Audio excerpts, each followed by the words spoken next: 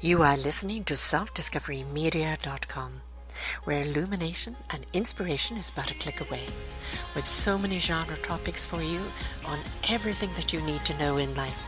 We celebrate and share the people who have taken the journey before you and who are now here to serve you with their wisdom and their knowledge. The next show coming up is... Good morning, good afternoon, and good evening, everybody. Welcome back to another edition of An Author's Kiss, right here on selfdiscoverymedia.com. A kiss from an author. I called it that because I really do believe when you read a book, it is rather like a kiss. It's something that really penetrates so much deeper than just a movie or a TV show, because it's something that becomes very personal to you because you relate to it. Well, my guest today, Jordan Gross, has put out a beautiful book called The Journey to Cloud 9. And he's done it in a very unique way. Instead of a self-help book, it is a journey of inspiration that isn't necessarily attached to anything. It's fictional. But actually, I would call it factional because he's brought an awful lot of fact and knowledge in there of his own journey, but made it into a story that we can relate to. And after all, we do relate to stories. Storytelling has been around since the beginning of time. And we always listen to stories and hear it from a point of view of what if we were in that story. And I think it's a wonderful way to attach things. So we're going to take this wonderful journey to Cloud9 with Jordan today, find out why he wrote the book in this way, what he's really trying to tell us, what we need to know, because we would all like to take that journey to Cloud9, a journey of bliss, of no worry, of just being able to live in the moment and in the now. Not always easy, is it, Jordan? Welcome to the show. Sarah, thank you so much. You're gonna need to send me if you wrote that down because that was really beautiful. I might use some of that in my own intros later on. But no, thank you so much for having me on. It's an absolute honor. I know we've been chatting for a while now, and I'm just so appreciative and grateful for the opportunity to be chatting about all of our journeys to Cloud9, because it's not just about mine at all. I hope that provides some inspiration, but it's really about your journey. And like you said, in hearing my own story, we relate to stories. So maybe you pick up a little bit of yourself in what I was going through, and you're able to interpret that and then implement some of these things into your own life. So just really excited to be here, Sarah. Thank you so much again for having me. Oh, my delight. And you know, the storytelling has been around since the beginning of time. And Mhm. we are inspired by people's stories. You know, I always say, even in these shows, if there's one thing that connects with you, that is an aha moment. Mhm. Oh, I relate to that. Oh, I didn't know that. It is something that sparks. You know, that inspiration is invitation.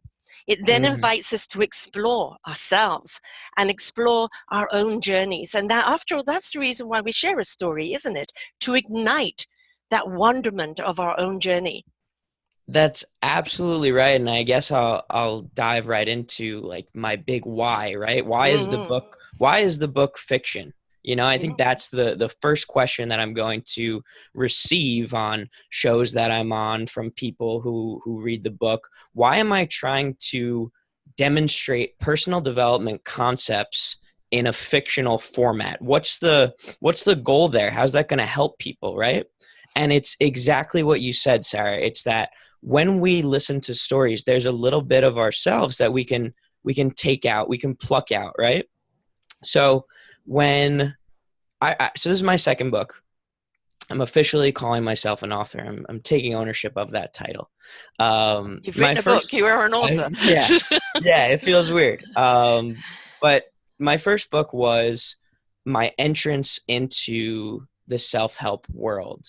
And I wrote a book called Getting Comfy, Your Morning Guide to Daily Happiness. And it was a 5-step morning routine where I documented different research that I'd done, different people that I'd chatted with, interviews that I'd done, and I outlined this COMFY acronym for what you should do in your life. And I shared research and stories and things like that. And it was finely received, but a little bit of feedback that always remained in the back of my mind was actually from some of my closest friends. And some of my closest friends who were so supportive of everything that I was doing, I noticed that they didn't even read the book, right? And they didn't read the book because they don't read self-help. They think there's a stigma to it. They don't want me to tell them how to Mm-hmm. live their lives, right? And I think there are a bunch of people out there like that. So what I wanted to do was I wanted to speak a different language, right? So I think there are a couple different languages in personal development, right? You have your anecdotal sort of personal story types that I did with my first book. Then you have your totally research-based approaches that are more scientific, based on maybe psychologist point of view or something like that.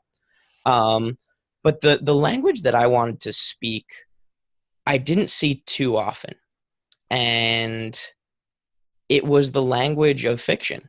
Mm-hmm. And the first book that really, I actually started to think about what books I love in my world.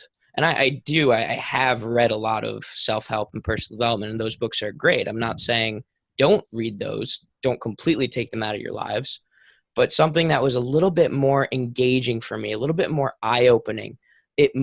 Books that moved me more were books by Mitch Albom, right? The Five People You Meet in Heaven, Tuesdays with Morrie isn't fiction, but it's totally story-based. For One More Day, Magic Strings of Frankie Presto, those are all my favorite books. And I started to say, okay, what do these books have in common, and what are other books out there like this book? So that's when I read The Alchemist. That's when I read Robin Sharma's 5 a.m. Club. Right now I'm reading John Gordon's The Energy Bus, right? And I said there's this like little tiny pocket of books that are teaching people life lessons almost in a hidden way. Yeah. And that's what I love to consume. So I want to create what I consume. And that's how it came to fruition, because I wanted readers to feel what I was feeling when I was making my own insights into my own life, when I was reading a book that was not necessarily telling me what I should do. Yeah. It was showing me what Right. I should do. Right. So that's the big why. That's the big reason. Well, as I say, it's the relatable. They relate to a character in the story. Mm-hmm. And then whatever that character goes through is what, that's me. I could take that approach. And, you talk about fictional books. I'm very into mythical books. And of course, The Alchemist, Tuesdays with Maureen, a few others there that I've read. But I was kind of, quote, in recovery 20 years ago in a change of my life. And I read an awful lot of metaphysical books, and one of them was Northern Lights, the trilogy, Philip Pullman. And I'm very much based on soul, heart, and spirit connection to invite the mind, or to the knowingness of the mind. And when I read this, there was a beautiful part there where they always have their kind of soul consciousness on the outside. It is an animal that changes until they reach puberty and then becomes the animal that represents their soul consciousness.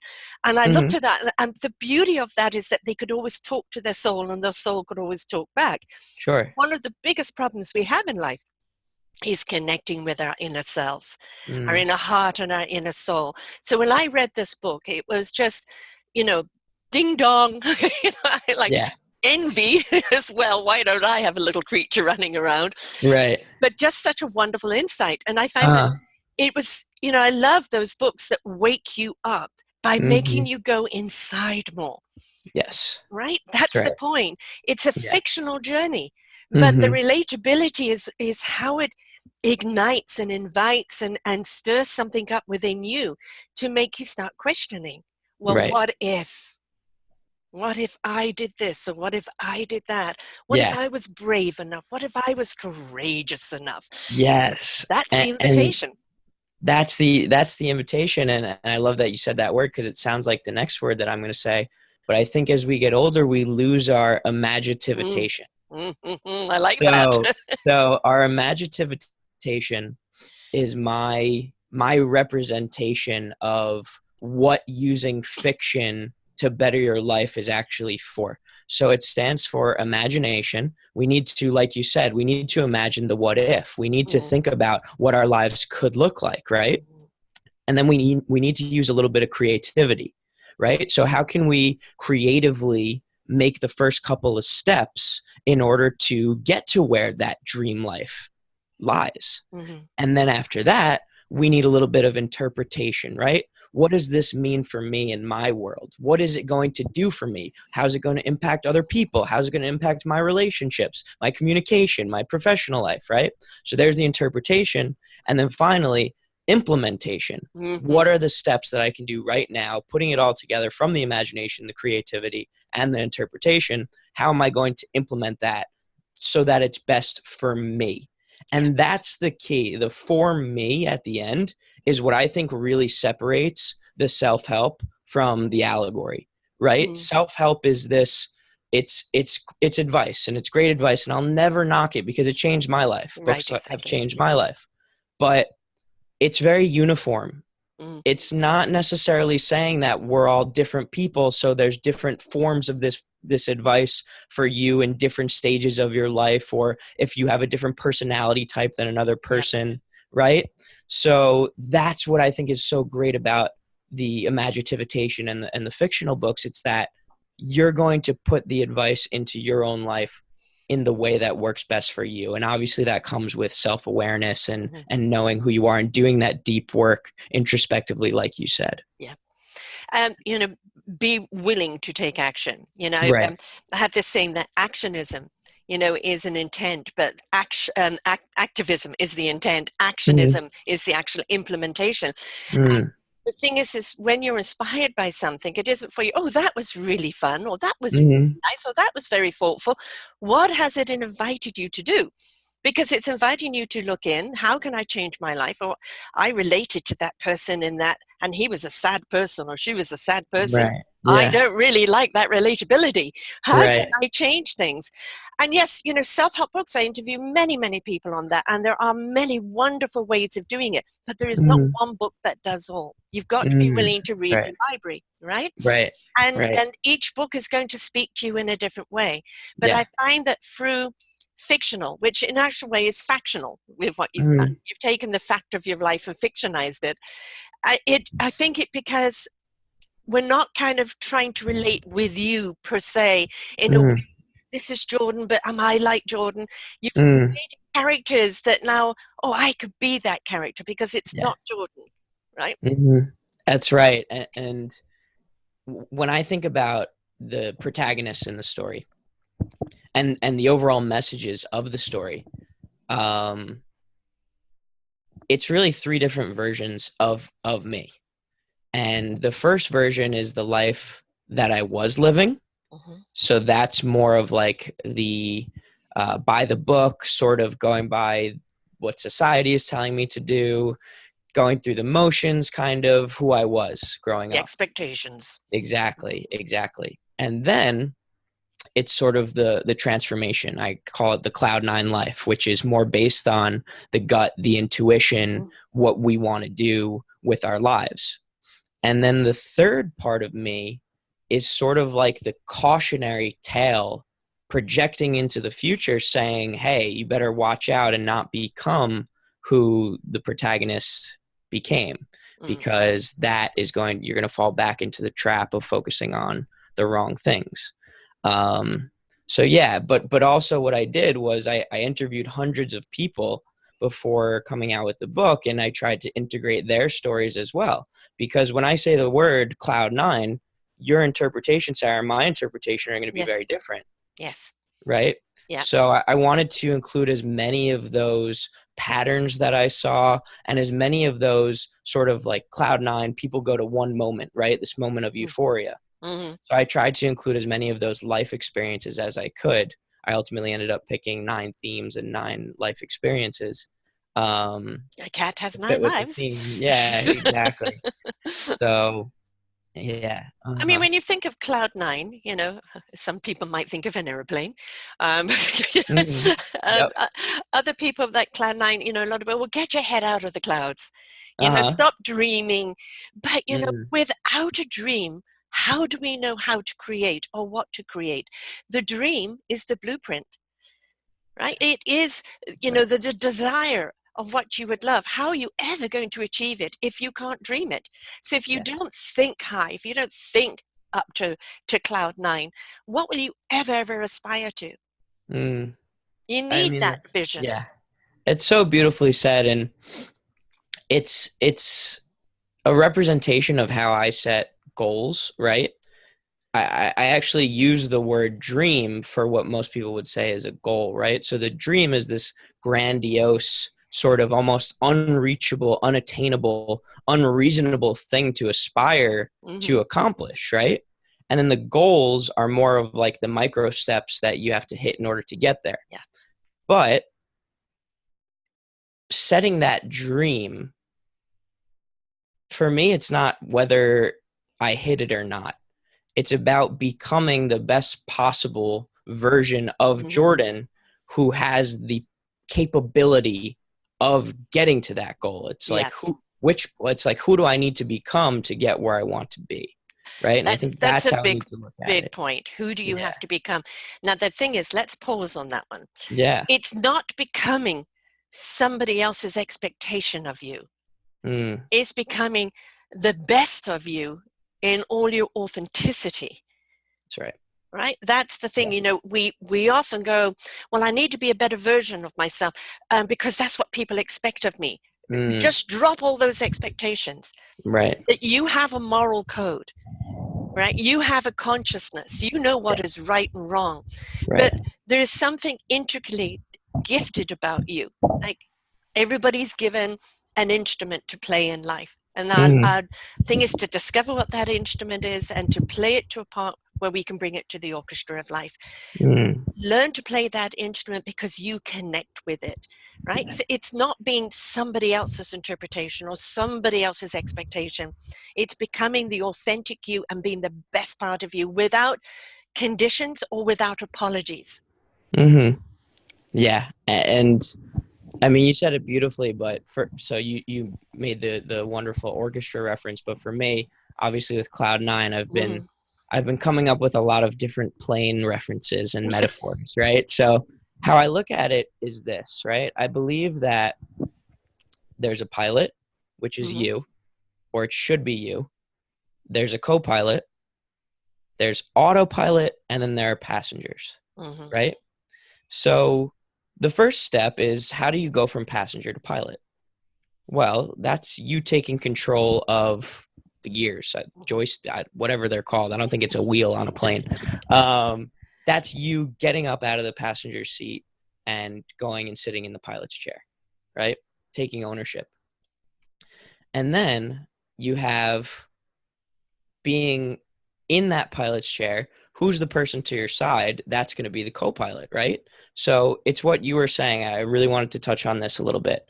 It's that co-pilots are necessary and they're always going to be there, right? Yes. But it's up to the pilot to make the final decision. Mhm. The other thing that I did want to mention is that there's this sort of like I try to create a dramatic scene within the book, right? And the pilot puts the plane on autopilot. Mhm. And autopilot maybe for an actual airplane may be beneficial so the pilots get some rest, but autopilot in our lives is not good. That's the going through the motions. That's when we lose track of our authentic selves, right? Mhm. So in the book what happens is the plane is on autopilot and it's starting to go down and the pilot doesn't realize, and the co-pilot grabs control of the plane before they hit the water, right? So the message there is that sometimes you do need a third party to come Mhm. into your life and create this sort of reinvention or rehabilitation if you're on the wrong track, right? Mhm. Mhm. But unless you're at that very rock bottom where you absolutely do not know where to go or what to do, you have to be that pilot who's just using the co-pilot as your guide as Right. opposed to The your right cross. hand man, so to Mm-hmm. speak. Yeah, which we Yeah. all need, the sounding board, Yeah. right? Yeah. Mm-hmm. And you know, putting your autopilot is almost kind of becoming droidish. You Mm-hmm. know, it's okay to switch off now and again and recharge, and that's when you hand it over to the co-pilot, Mm-hmm. right? I need to take a step back, I need to Yeah. regroup. That's perfectly all right. But to kind of abstain by putting on automatic is Mm-hmm. that, you know, now you are going back into that droid which doesn't feel anything. And I think one of the things that people try and avoid doing is feeling. And Mm-hmm. without feeling, we don't have understanding. Yeah. We have to feel, and we're so afraid of it. Have you found that with all the people you've interviewed? I interview some amazing people, but what I realize is that these amazing people have had transformations in their Mm, lives, almost every single person. yes. And what I have found is that the moment that they began to allow their feelings to shine through, that they began to, I guess, embrace them as opposed to hide them, that was when they had the transformations. That was when they had their aha moments. That was Yeah. when they had their Yes. career shifts. That leads to transition in their lives. Yeah. The So redirects. Yeah. yeah, Yeah. yeah, And totally. let's face it, are we meant to come in and just be one note? It's we're many instruments, and Mhm. we're many chapters in our lives. That's And right. we do not want our chapters to be boring. Who's going to read our Mm, book? I love that It's you say that. we've got to be able to weather the ups and the downs and the redirects and even the cosmic 2x4s, because every single one of those teaches us something. How Yeah. strong are we? How courageous are we? What did we learn from it? What abilities did we discover about ourselves? How can we use it? Mhm. How can we help others through it? That's the reason why we go for these ups and downs in life. Absolutely. It's the same, we're on the same page. I just call it, how can I be the superhero dad? Right? Mm-hmm. So I'm here. I'm 25 years old. I don't have children, and I probably won't for a while. Um, but what I think about all the time is when I am telling my children the story of my life up until that point, what's going to make me look like a superhero? Mm-hmm. Is that superhero going to have this sort of monotonous, very steady kind of story that was in one position, doing the same one thing, being the same one person for Rocking the all this boat. time? Yeah. Exactly. Or is it going to be this zigzagged line that's very, I did this and then I did that and then I tried this and then I tried that? Is it going to demonstrate different qualities that I want my children to have, Mm. resilience and initiative and great communication skills, right? Is it going to demonstrate a life that is just like Adaptable. superheroes, Yeah. is just like a superheroes, Yeah. that is one of true spontaneity and adventure? If you're um, not willing to that's for me. adapt, and adopt new systems, if you're not willing to change, I don't know if you ever read Spencer Johnson, MD. He wrote Who Moved My No. Cheese? Oh, Highly okay. right, absolutely brilliant. Two mice and two men all living around some cheese, and one day the Uh-huh. cheese isn't there, and then it's the four different reactions to that. I'm a true colors coach, so I'm always looking at the four key personalities and how we Yeah. interact in life, but it is so very true in life. Some people just give me my safety.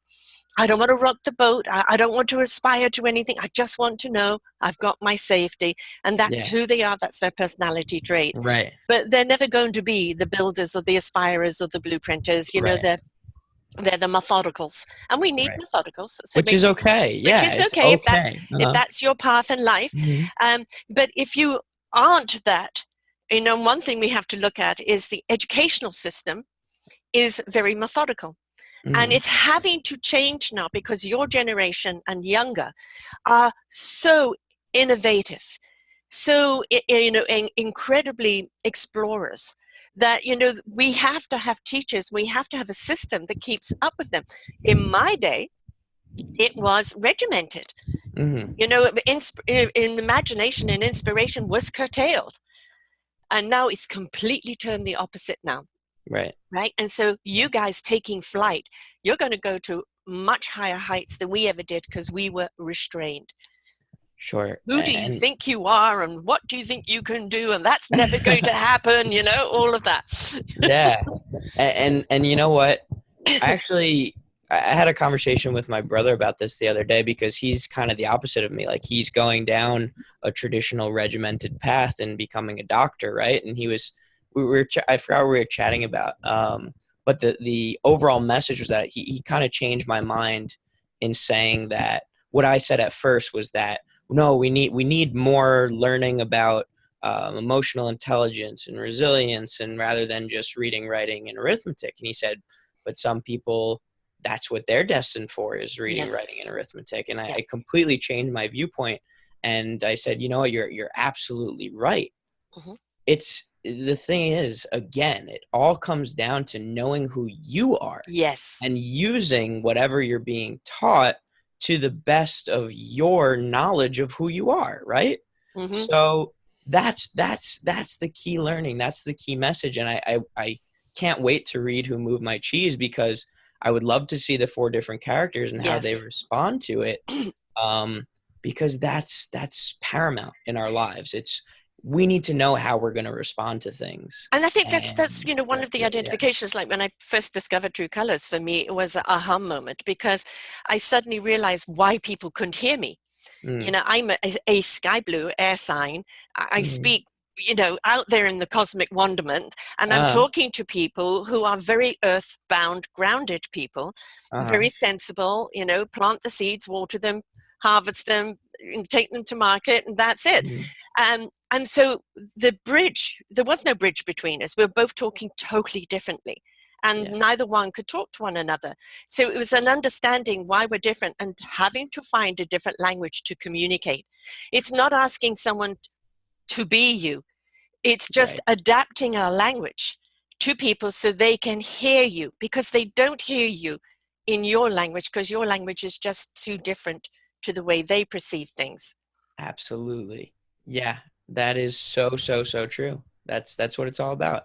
And that's why there have to be more than one language, right? Exactly. That's the whole goal. And it's about what language is going to appeal most to you. And then just, in my opinion, immersing yourself in that language, but also being cognizant of the other ones as well, not Yeah. judging the others as well. Exactly. Who are we to Mhm, judge? mhm, I think that's one of the biggest problems in life is this. Again, it goes back to expectation. We're taught that we must fit into a mold. We must be. This is what you're expected to be. mhm. You've got to graduate, got to go to university, got to get married, 2.5 kids, picket fence, and all of that. Right. And Yeah. that, my children are in their 30s. Nobody has kids yet. They have Mhm. grand cats, grand dog, and a grand restaurant. Yeah. And none of them have got Grand kids on the. restaurant. Yes, my son's got a restaurant. Believe me, that's like Nice. triplets. Oh, I bet more. And for them, it's no hurry. In my day, I mean, I had my first kid at 28, and it was Mhm, like, um, that was late. mhm. It was at 25, you were a spinster, Yeah. and so how things have changed so much now, where, Right. having a family is great. You want to be ready to have it, but it doesn't mean, I know my oldest daughter will never have children. Mhm, It's just not her thing. mhm. Back in the old days, she would have been expected to. She would have been judged Right. had she Yeah. not married. Right. Today, taking ownership of our own choices, what suits us and what we want to do and how we can be the best version of ourselves, is Mhm. really what that self-discovery is all about. What our really thriving for our cloud nine is, isn't it? It's being It true to is. who we are, because when we're true to who we are, we can be better to everyone else. Yeah. That's amazing. Truly amazing. I want to ask you a question. Do you think we're less quick to judge now than we were in the past, or do you think we're just more reluctant to judge now because there's less judgment going around in the world?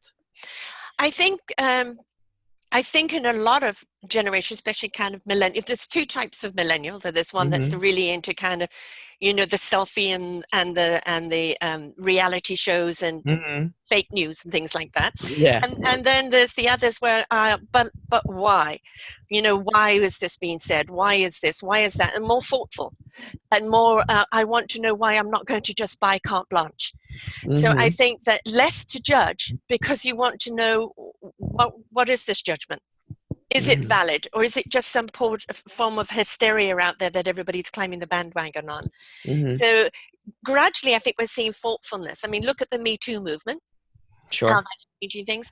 Look at a little Greta, 16-year-old, how she has Mhm. changed the world environmentally, Mhm. and the gathering that she's gathered from all ages. And I think she's so true to herself. She's Mhm. so true to her message. The Yeah. inspiration is not only the message, but the inspiration is who she is, and that The she's not going to let authenticity. anyone Mhm. deter, whatever they say about her. She doesn't let it affect her. I know who I am. I know what I'm here to do, and no one's going to stop me. There's so much authenticity there, Yes. which I think is one of the most desirable traits I think we can have right now, truly. But there's still a lot of judgment. I think it does come a lot, in the older people, because again, that is something we were brought up on. We were judged from the second we were born. Mm-hmm. And that's part of that expectation again, judging. Right. Did you reach that goal? Are you a six-figure person? Right. We were brought up that money was power and position. Mm-hmm. It is, but it's so wrongfully used, as we are seeing evidence of today. Right. What your generation and what a lot of my generation are realizing, that the true enrichment of life is in the heart, soul, spirit, and commitment to whatever it is you're going to share with the world. Yeah. That is where the true riches lie. Yeah. And it's slowly changing, but judgment's still Slowly there. Yeah. Yeah. Another question I want to get your perspective on too is, how is it so easy to judge back then without social media, right? I think we actually have more opportunity to judge publicly now with social media. Why was there this more, I guess, widespread essence of judgment then as opposed to now when it's more available? On social media, if somebody judges something, you've got other people who hold them accountable. Mm-hmm. All right? I'm not going to accept that. Who are you to judge? Cyberbullying is enormous. Mm-hmm. But you've also got people who go, I won't accept that, delete. Right. Or I'm going to hold you accountable for it. In my day, it's the picket fence, it's the whispers, it's the innuendos. And literally lives could be destroyed by somebody sharing a story. I think it was Atonement, a movie going back a few years, where somebody's rumor literally destroyed somebody else's life. And you look in history, that is massive. And it still is today. It still happens today, but today we want more accountability. Where's the proof? Right? But I think never underestimate the picket fence or the whispers or the innuendos, because they travel like wildfire. Right.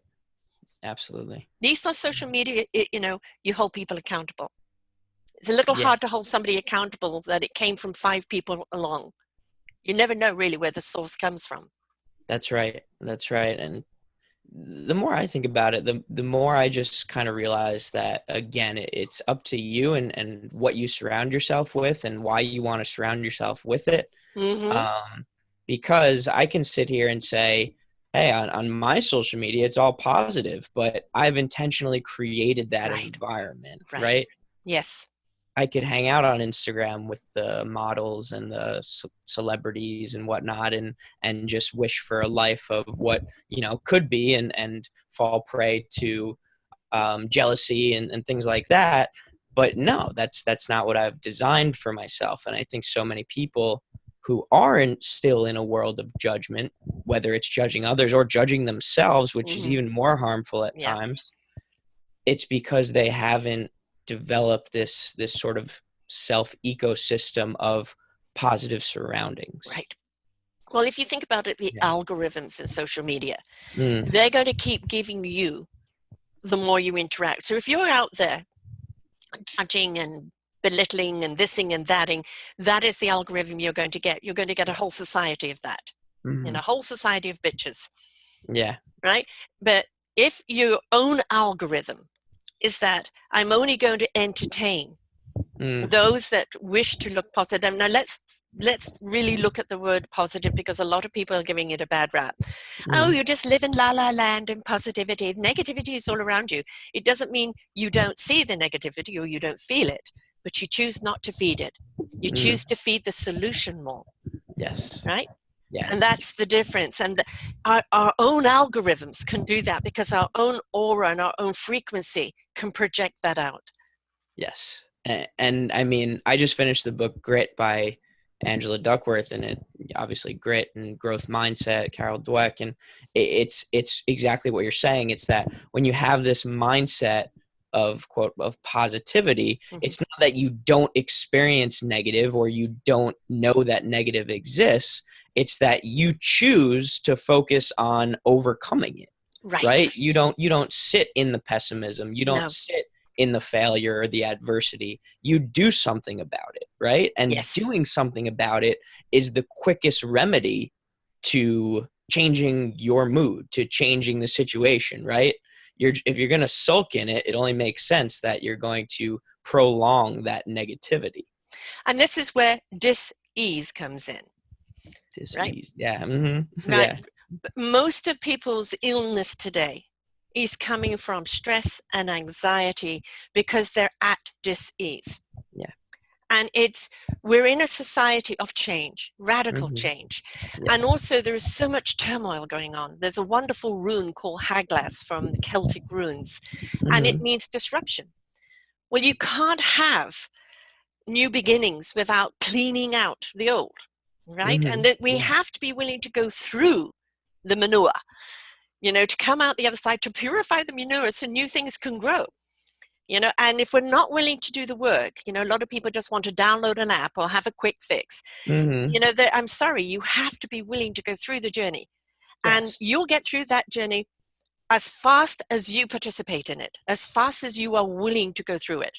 Yeah. And what you learn about yourself on the other side is absolutely wonderful. Like you, I've interviewed people, some people, where they have come from, the things that they've had to go through are horrific. You Mm. wonder how they're even still alive, never mind Right. doing what they're doing today.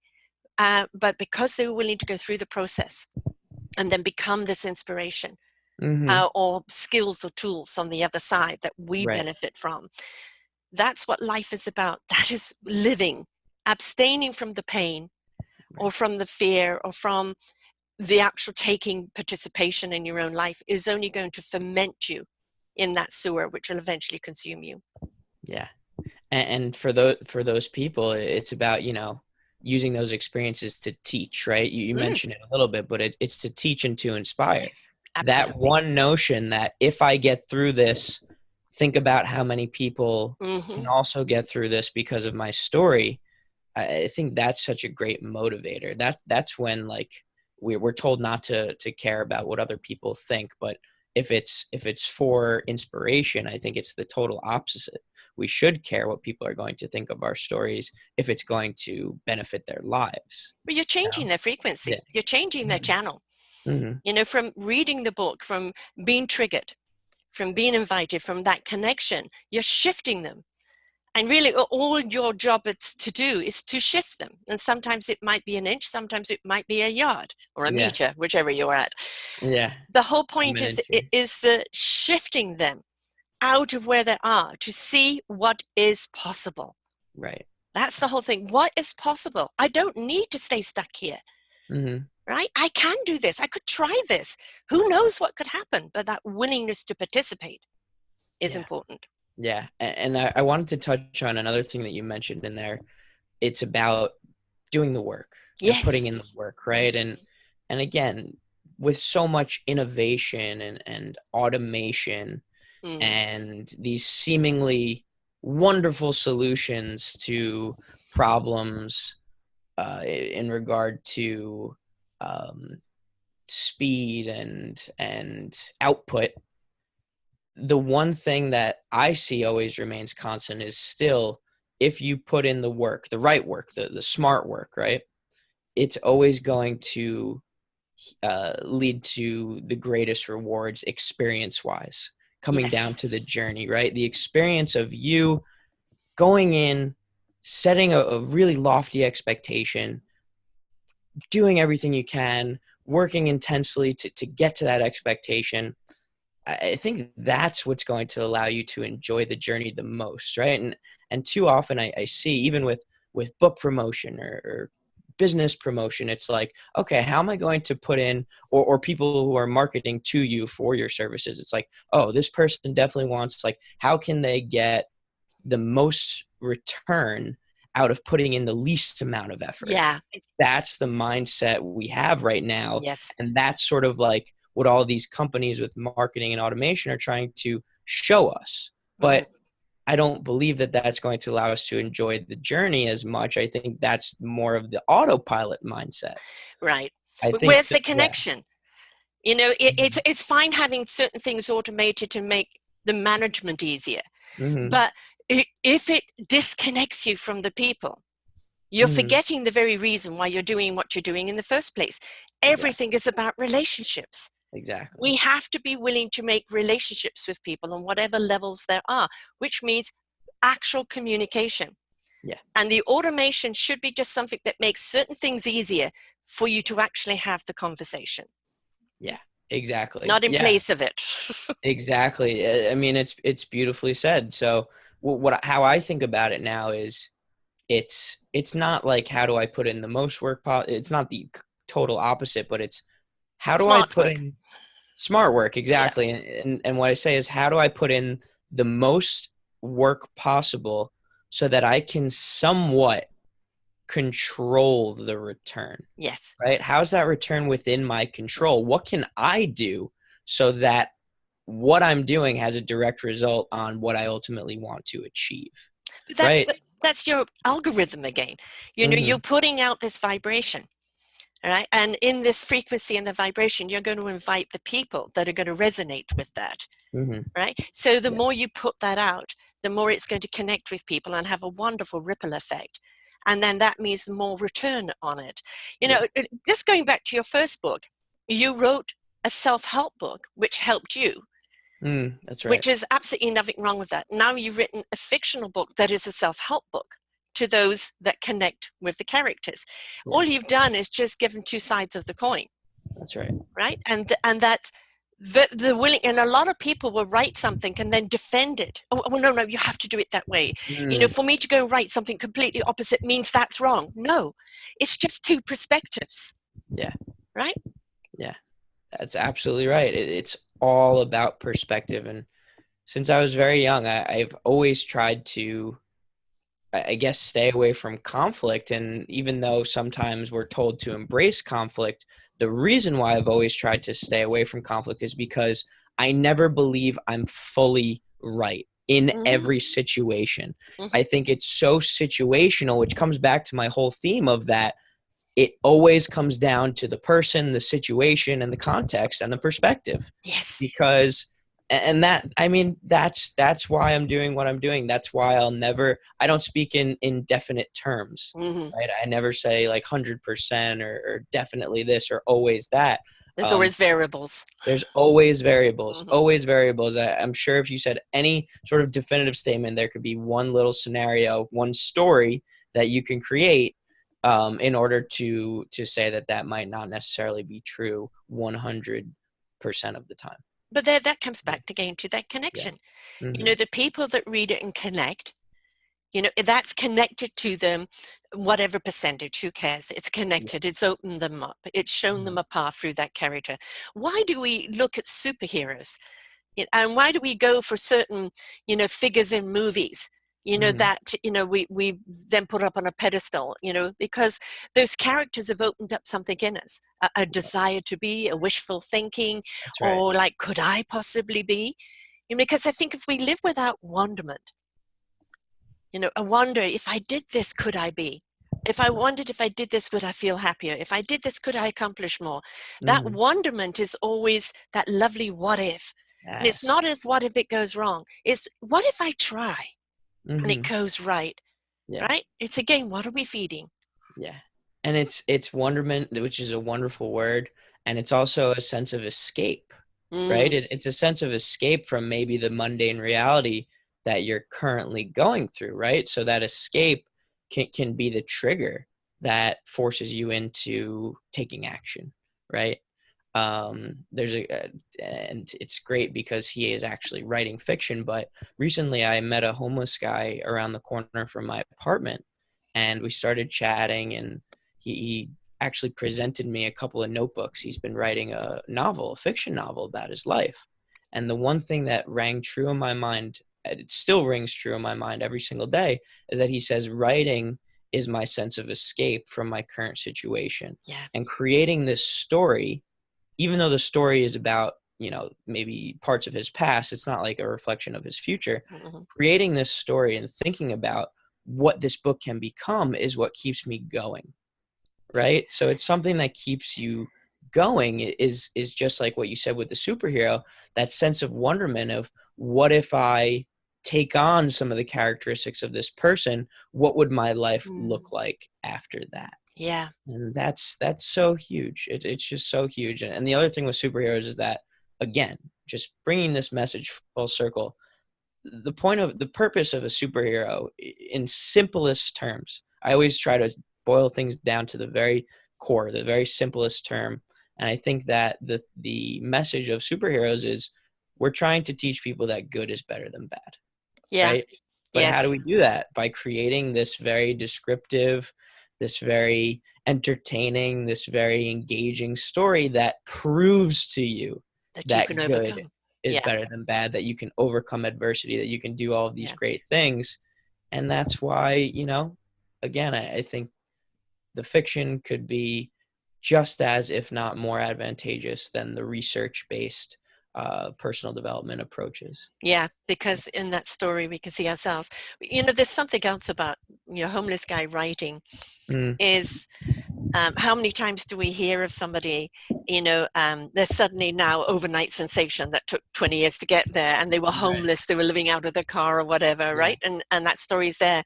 I'm a full believer that what you put out, whether in the written word, the vibrational, the thoughts, um, your dialogue, is already out there in the ether. It's already Hmm. preceding you. So his story is already vibrationally affecting people. Hmm. Right. And if he keeps putting that story out there with that intent to do that, to raise people up, to give them hope, or to show them a way, he most certainly, his story will be published, but it will reach people that he never knew that reach. That's the thing, is Hmm. the hidden thing about energy is that we don't see it, but we don't know how many people it touches. Hmm. Right. And now and again you get somebody who'll come back and go, oh, this, oh, that, and that's the ripple effect, and you're lucky to get that back. But most of the time it ripples out, makes someone feel good, then they make someone feel good, and so on and so on. Yes, the chain reaction, the Mhm, domino effect. You're so right. mhm. Yeah. So this book has just come out. Yes, the ebook just came out today as we're speaking, and then the official paperback launch is February 10th. Wonderful. Yeah. And I mean, people are going to be able to get it everywhere, right? Amazon and Yes, through. Amazon and local bookstores, and there's a lot of free goodies available as well. So obviously the goal is to purchase the book, but for me, I really just want everybody to read it. So with a simple purchase, you get a free video book. I actually sat with my mentor and we videotaped ourselves reading the book and discussing each chapter after the chapter was over. Then there's we did a behind the scenes with me, because obviously there's a lot of my life hidden Mhm. throughout the book. So he asked me a bunch of questions as to stories from the book and things like that, which was really fun. Um, there are free chapters available if you want to check it out before actually going to buy the book. And it's all on my website, journeytocloud9.com. journeytocloud9.com. And the thing is, I always say to people, please read the book first, because then when they watch the video, it's something that they relate more rather than watching it Mhm. first. Yeah, But then there are some people who are visualists, prefer to see it and listen to you're it, right. which is whatever Yeah, way. yeah. But I do. There's just something about having a book, Hmm. reading it, that it becomes intertwined, with yourself, Yeah. and relates differently. So I highly recommend that people read it first, but whichever way you receive it, that's okay. And the fact that you're giving away so much is wonderful, because as you said, this has changed your life. And so all you're wanting to do is project that forward to inspire and change other people's lives in whichever way, right? In You know, whatever way and whichever way. however you want Yeah. to consume it. If my goal every day is to evoke some sort of emotion in one person, Yes. that's it. That's all I want. um so if picking up the book can do that, then I'd say it's a success for me. And I mean, a lot of people, oh, books are dying, everything is ebook. Mm. And, we've still got many, many people that like the tactical book in their Oh hand. yeah. But of course, the video, people can listen to it while they're working, That's walking, or right. doing It's anything else. convenient too. Yeah, exactly, whichever way you're going to receive. But Yeah. I've been doing this now 7.5 years, and I've Mm. interviewed some extraordinary people. And, it always inspires me when I see people who share the stories of their life, whether it is fictional, factional, or self-help book. Yeah. It's that sharing of the knowledge. And the thing is, we have a lot of knowledge in our minds. Our memories are a database, but often we don't know what to do with that knowledge. And Right. life's journey gives you the wisdom to understand how to use the knowledge. And when you share that in a book form or any other form, it then is that wisdom that you're sharing. And it's not a dictation to somebody you must do. Again, it goes back to being that invitation. When Hmm. you relate, you might not relate to the key character. There might be somebody else in the book that you relate to. Yes. Yeah. And it might Exactly. not be the whole book, but one portion of the story. Hmm. But anything that wakes you up or is a ha-ha moment, or go, oh gosh, that's me, or that's where I've been, and how did you get out of that? Yeah. That's where it's all about, right? It's just unpicking the thread and unraveling it for people so they can see more clearly, because half the time we're so caught up in our complexities of life, our dis-ease, that we Hmm. can't see, the trees for the forest. So That's right. having something that just is a joy to read, but at the same time, becomes a relatability in your own journey, I think is a wonderful thing to do. And for you to write it so young too. I mean, most people write this later in life. I Mm. still haven't written mine. Yeah. No time. But You will. I will. Yes, I have to. I'm being pushed to. Um, Yes. but the thing is, I think it's kind of one of our, I don't want to use the word duty, but I will because nothing else is coming to mind, Mm. to share our experiences. Yeah. Because through that, again, inspiration, invitation, we're helping somebody else that's just at a crossroads in life or on the path and just doesn't know which way to go. That's right. And again, it might be just one step you're helping them on, or it might be a leap, but everything is important, right? Yeah. Yeah. Yeah. So, other than just being an author, please tell everybody else what else you do, because you're not just the author of the book. Let everybody else know what else Jordan does. What else do I do? So I'm an author. I coach based on helping people live their Cloud9 lives, and I'm a speaker. So I've got my second TED Talk coming up in March about this whole self-help doesn't help. Fiction is Mhm. is sort of the more beneficial approach. So I'll be giving a talk on that, and then other than that, I'm just somebody who's trying to get people to confront their past, redefine their futures, and just live according to meaning and purpose and fulfillment. Mhm. That's what I really want. And again, being so young and already so far in your journey and into sharing everything Mhm. that you do is wonderful to see this of your generation. Thank you. Because for my generation, so a lot of us have had the redirect. Mm, We're on many chapters, and some of them have been tumultuous, and mm, maybe it's a cosmic 2x4 that came along that flattened us, and out of the ashes right. we had to come out again. Yeah. But to see the young, out there really just taking ownership of self, and making choices that honor who you are and your authenticity, Mm, and deciding to share that, and also knowing I've still got so much more to do, and there's so much more I'm going to branch out on. yeah. It's rooting your tree, allowing your trunk to really become solid, but allowing the branches to expand. And Yeah. so there'll be many more books from you in the future. Yes, there definitely will be. I'll just finish with three quick notes on what you just said. Um, First is that you're absolutely right. This is just the beginning for me, and I'm so appreciative that you would say, that I've achieved a lot at this point. But I think, I got asked once on a loading bar out of 100%, where do I think I am on my journey? And I think I'm about at my age. I think I'm about at 25%. There's so much more for me to do, Hmm. so many more relationships to make, so many more people to inspire and influence. So that's the first thing.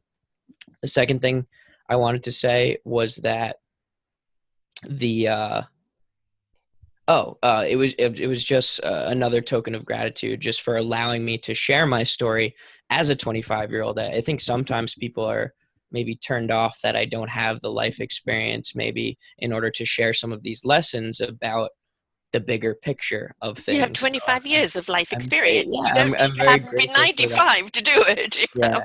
know? And the last thing is that, like I said, about the third part of me that I wrote about myself within the book is actually the warning to not live that sort of life where I have to have this dramatic transformation. A lot of the time I say my aha moment is the realization that I didn't need an aha moment to Yeah, take control of who I was, to take ownership of the direction that I wanted to go in.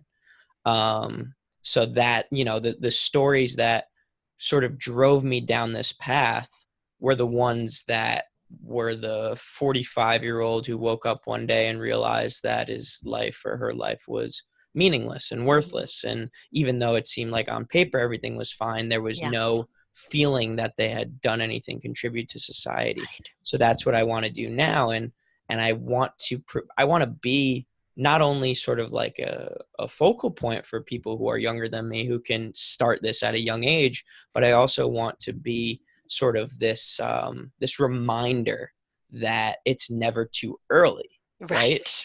Or never too late. But mainly because of my age, I guess it's the too early side. And you're Yeah. completely right that, you don't have to wait. I mean, we do these shows because we know you're going to have potholes in the life, but we want you to Hmm. avoid the Grand Canyon. Yeah. You don't Yeah. have to have the cosmic 2x4. You don't have to have the catastrophic experience. I mean, sometimes that's part of your journey in life and that's the way it is.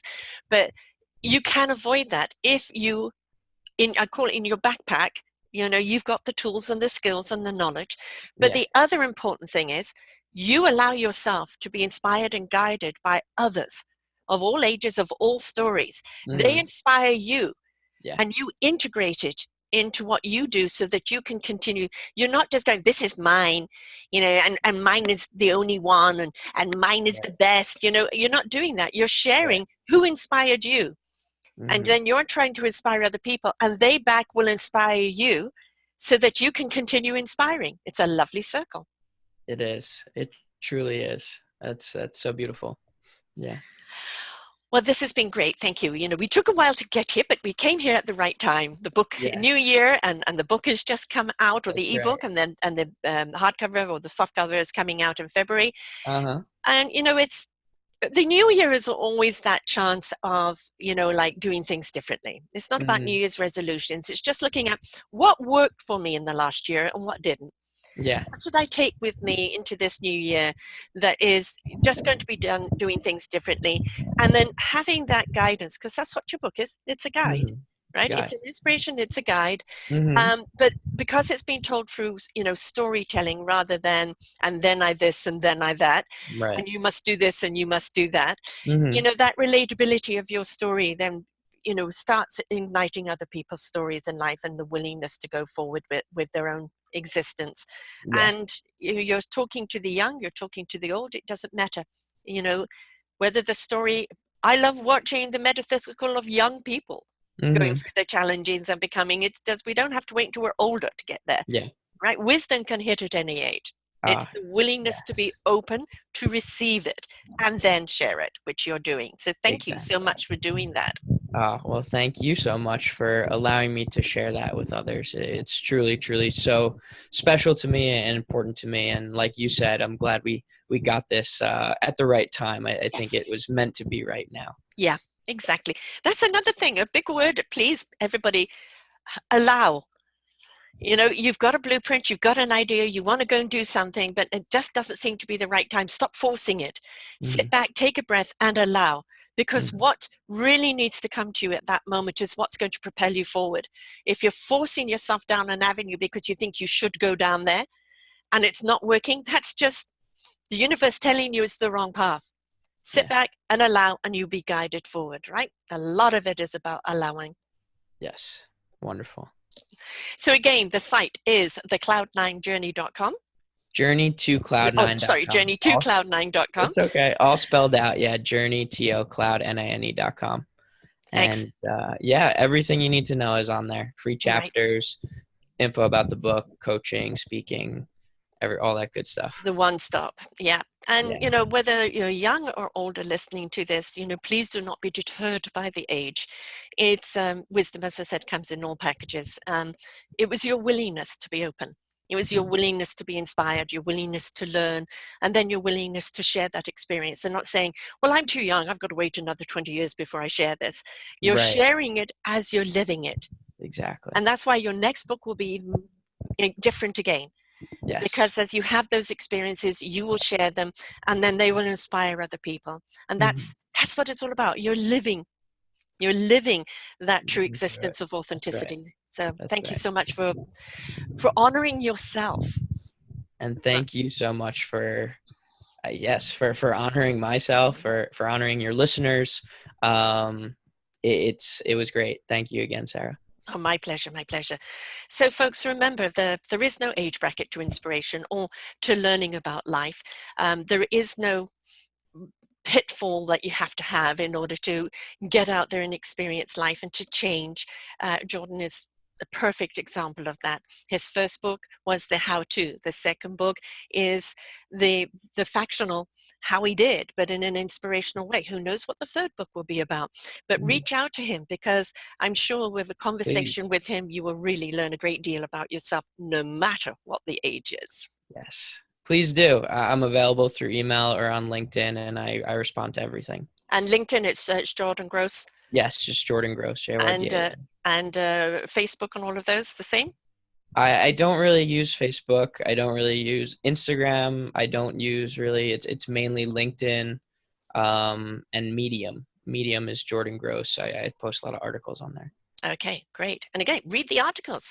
You know, when he connects with you, when he's speaking to you, that's the time to reach out, because you have a connection, right? Build a relationship. So remember, folks, we bring you these shows to give you the tools, to give you the wisdom, to give you the insight, but you've got to pick them up and use them. So go and get his book, and you just take a read, or watch the video, whichever way you want to learn from it, and just see what speaks to you. Don't go in with a preconceived idea. Just go in open and allow, and let whatever's needing to be said to you be said to you. So thank you, Jordan. Thank you, Sarah. Thank you so much. Have a great day. Until next time, folks, it's bye for now. We hope that you enjoyed the show. To find many more shows of inspiration, please go to selfdiscoverymedia.com podcasts, and you will see an array of shows to choose from. Please do visit our www.discoveringcommunities.org and see what else that we have in store for you. Do enjoy our next show.